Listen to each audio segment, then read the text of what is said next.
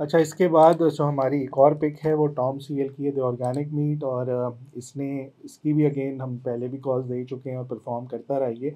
बड़ी phenomenal rally इसमें नज़र आई, 21 रुपये से इस साल बढ़ता हुआ तकरीबन 70 रुपये हुआ। अब 70 से आके ये अपनी 38% और 50% की रिट्रेसमेंट पॉकेट्स में ट्रेड कर रहा है इस टाइम।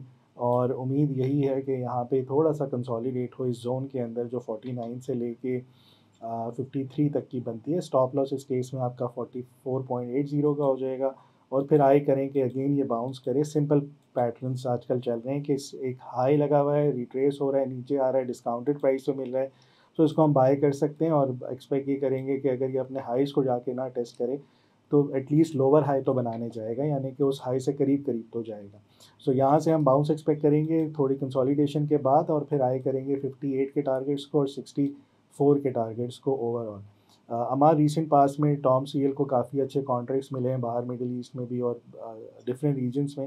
अ, ये जो ड्रॉप हुआ 70 रुपीज़ से 51 तक, और हम अच्छा खासा ड्रॉप है ये इन टर्म्स ऑफ 20 रुपये निकाल दिए इसने तकरीबन अपने हाई से।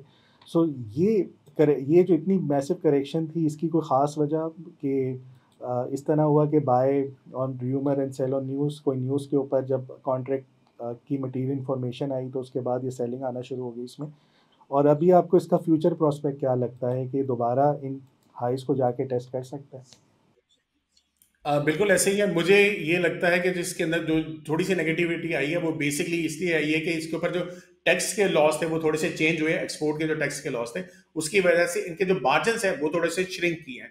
यहाँ पे अगेन जो स्टूडेंट्स है मेरे, उनको एक फायदा कैसे होता है यहाँ पे, अगर आप देखो 14 अप्रैल को मैंने टॉमसीएल के अंदर अपनी जो कंपनी, कुछ कंपनी जो मेरे पास आ रही थी वो यहाँ पे मेंशन भी की। आप देखें टॉमसीएल मेरे पास यहाँ पे आ रही है, इसके अलावा एआईसीएल आ रही है, केटीएमएल आ रही है, स्पेल आ रही है, जीएचएल आई आ रही है। और उसके बाद अगर आप इनकी परफॉर्मेंस देखेंगे तो काफी हद तक बेहतरीन यहाँ पे आपके नजर आ रही है। तो अगर आप ये सारी कंपनीज को देख लें, इवन प्रेमा मेरे पास उस टाइम पे थी, प्रेमा ने उस टाइम से अगर आप देखोगे बड़ा ही बेहतरीन ये शूट करके आप देख रहे हैं। उसके बाद ये ऊपर गई फातिमा ऑलरेडी जैसे ही मेरे मॉडल के अंदर आई थी। तो अगर आप यहाँ पे भी देखोगे तो ये भी अप्रैल से ऑनवर्ड्स बहुत शूट करके जा रही है जैसे ही मेरे मॉडल में आई।